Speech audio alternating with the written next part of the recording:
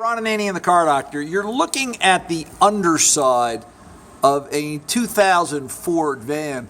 About 150,000 miles on it. It's losing some coolant. It's just getting ready to be traded in, right? They're going to get rid of it, obviously. The new vehicle's in. They're outfitting the racks. They need to get like another month out of it.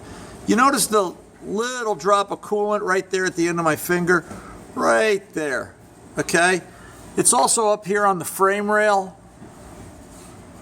All right, but yet there's no signs of stains or coolant above that. Let's see if I can get the lighting right.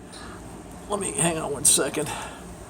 You know, there's no signs of coolant here. So, you know, it's here on this cross member, which could be coming down from here. It's wet. Could be coming off the water pump, but yet you look up at the water pump, and the water pump looks dry. There's no sign of coolant. There's nothing coming down the hose. You know, there's maybe some history of it here. If you can see that, let me get rid of the light. You can see a very faint stain there, but nothing at the present, nothing hardcore. There's no excessive amounts of coolant down here, all right?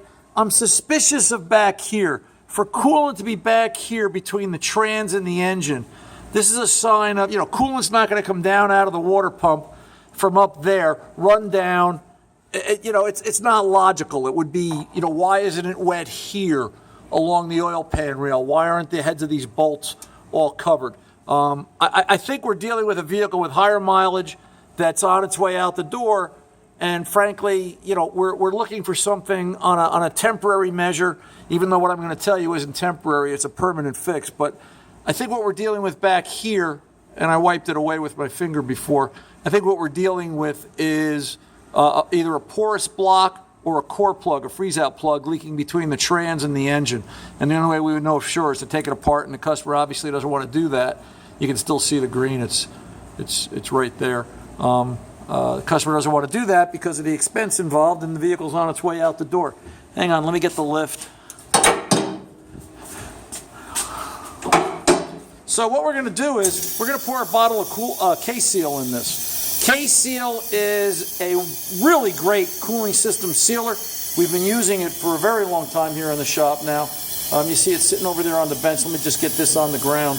And one of the things about K-Seal is it's not harmful to the rest of the system in the sense that it's not like other sealers. It won't damage or hurt the heater core.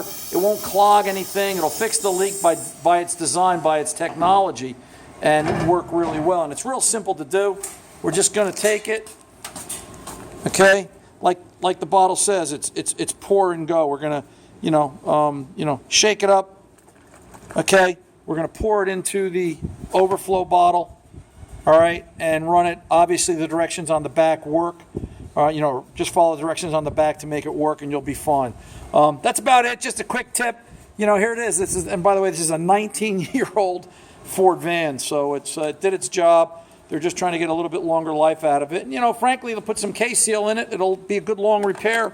And the next person that buys it, it'll be a good work vehicle for somebody just trying to get up and coming and do what they have to do. So that's about it. I'm just going to pour this in like the bottle says, pour and go. I'm going to do that now. We'll be out the door with this. I just wanted to show you just a quick tip.